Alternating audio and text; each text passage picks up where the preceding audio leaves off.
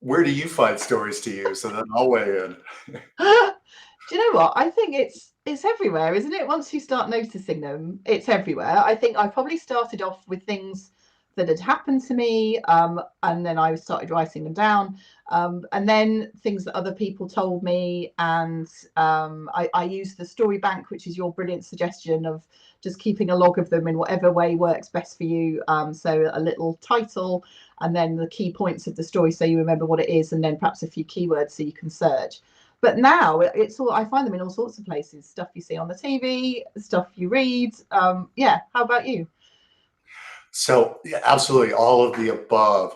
Um, so a couple of things that to help people think about, okay, like I have a million little events throughout the day, throughout the week, etc., is just pay attention to situations that either surprise you, like, oh, I didn't see that coming, including when you like quote know something is a certain way, and then you find out, surprise, that's not the way it is.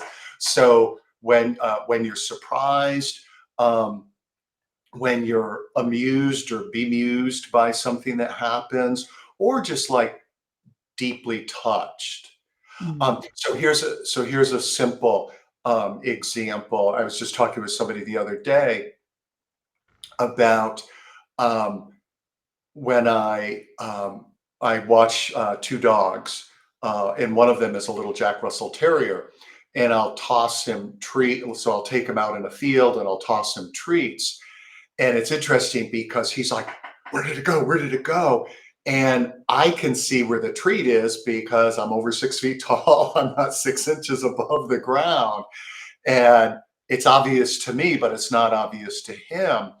And I thought, so one of the questions I ask whenever I observe something that's kind of like, is, what's the lesson here? Or what could this be a metaphor for?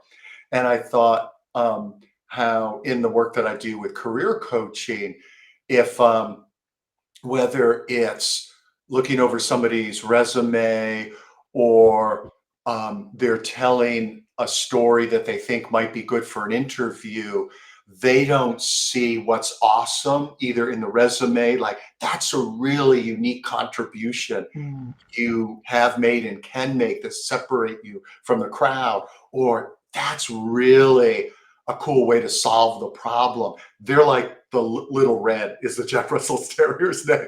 They're like little red. They're in the weeds, so they can't see it. But having somebody from the a higher perspective and an outsider can see that.